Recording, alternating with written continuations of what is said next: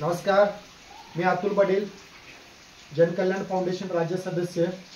आजच्या रविवार 27 जुलै 2025 लोकमतमध्ये एक बातमी होती की लाडक्या भावाने 21,44,44 लाख रुपये थेट बँकेत खात्यामध्ये जमा झालेले आहेत आणि त्यावर महसूल मंत्री माननीय चंद्रशेखर बावनकुळे साहेब म्हणतात की संबंधितांच्या पुरुषांवर गुन्हा दाखल झाला पाहिजे। साहेब, आपलं मत बरोबर आहे, संबंधितांवर तात्काळ गुन्हा दाखल झाला पाहिजे, ह्या मताशी आम्ही पण सहमत आहे। पण कोल्हापूर जिल्ह्यामध्ये जिल्हा परिषद या ठिकाणी संबंधित ठेकेदारांनी खोटी कागदपत्र दाखल करून 40 ते 50 लाख रुपयाचा ठेका घेतला। त्याच्यानंतर ग्रामपंचायत ग्रामसेवक यांनी आपली दैनंदिनी सादर न करता गेली कित्येक वर्ष झालं पगार घेत आहेत, त्याबाबतचे सुद्धा हे आपण एव्हिडन्स तुम्हाला आपण दाखवतो। या ठिकाणी त्यांची वसुली सुद्धा अद्याप झालेली नाही, तर यांनी शासनाची फसवणूक केलेली आहे।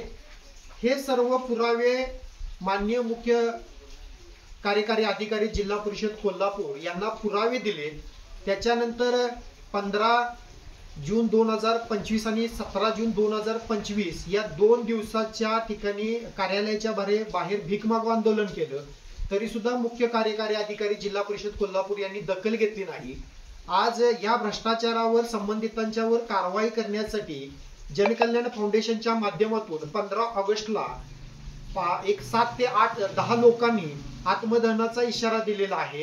हा इशारा देऊन कमीत कमी 1.5 ते 2 महिने होत आले, परंतु मुख्य कार्यकारी अधिकारी जिल्हा परिषद सीओ यांनी याबाबत कुठल्याही प्रकारची दखल घेतली नाही।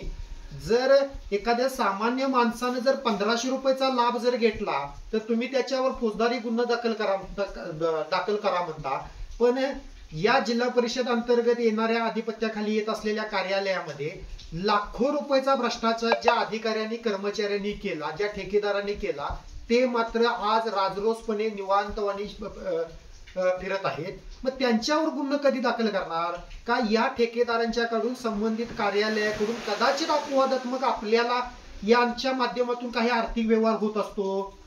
आज लाखो रुपयाचा भ्रष्टाचार या अधिकाऱ्यांनी केलेला आहे, लाखो रुपयाचा भ्रष्टाचार या कर्मचाऱ्यांनी केलेला आहे। याबाबत आपण कुठलंही भाष्य करण्यास तयार नाही।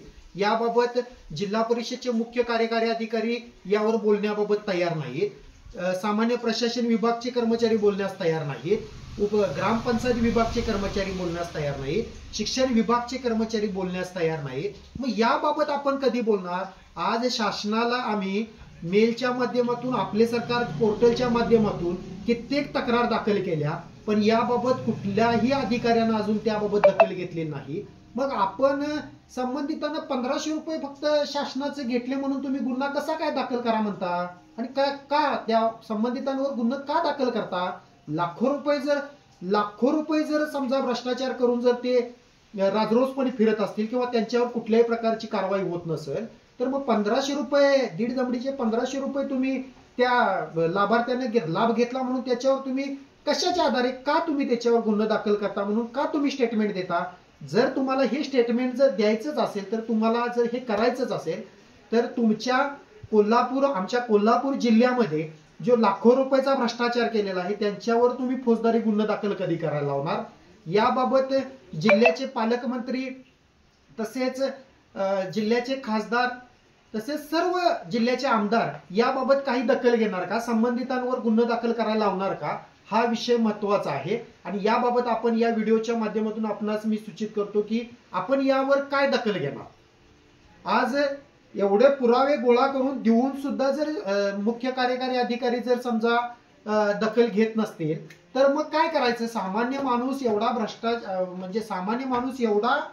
भ्रष्टाचार उघड करून सुद्धा जिल्हा परिषदचे अधिकारी कुठल्याही प्रकारची दखल घेत नाहीत।